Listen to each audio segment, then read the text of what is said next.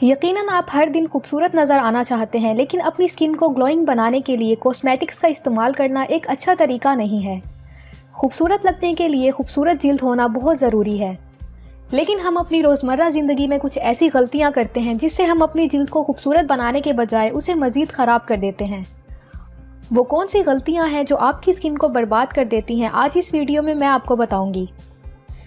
तो आप इन गलतियों को जानने के लिए इस वीडियो को मुकम्मल देखें ताकि आप अपनी स्किन का बेहतर तरीके से ख्याल रख सकें और हमेशा खूबसूरत नज़र आ सकें। पहली गलती जो आप करते हैं वो है अपनी स्किन टाइप को समझे बगैर कॉस्मेटिक्स का इस्तेमाल करना।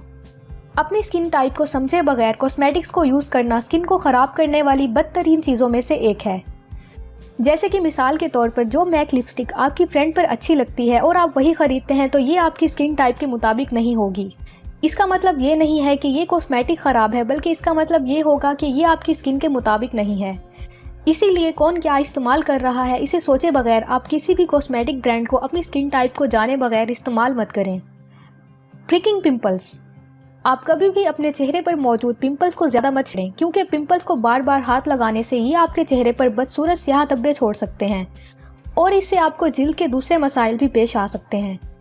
अगर आपके फेस पर पिंपल्स लंबे अरसे से मौजूद हैं तो आप इसका ज़रूर ट्रीटमेंट करवाएं। या अगर आप चाहें तो आप पिंपल्स को ख़त्म करने के लिए नेचुरल होम रेमेडीज़ ट्राई कर सकते हैं। आप सूरज से विटामिन डी हासिल नहीं करते।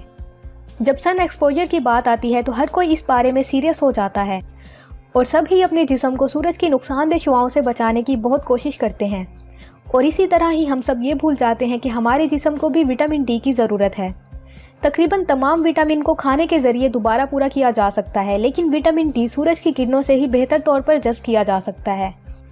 इसीलिए आप कम से कम 10 मिनट तक रोज़ाना सूरज की किरणें लें। लेकिन आप इस बात का भी ध्यान रखें कि ये आप सुबह सुबह के वक्त या फिर दोपहर के आखिर में करें, क्योंकि इस वक्त सूरज की किरणें इतनी सख्त नहीं होती। Not washing your face.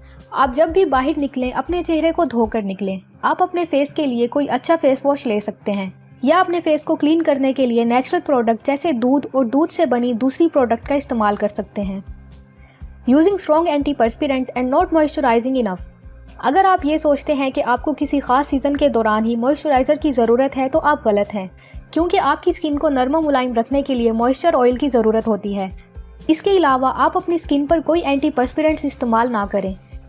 पसीना आना आपके जिस्म के लिए ज़रूरी है। आप अपने स्किन के पोर से पसीना साफ करने के लिए क्लींजिंग कर सकते हैं, लेकिन अपने पोर्स को बंद मत करें, क्योंकि पोर्स के ब्लॉक होने से आपको पिंपल्स और दूसरे जिल्द के अमराज का खतरा हो सकता है।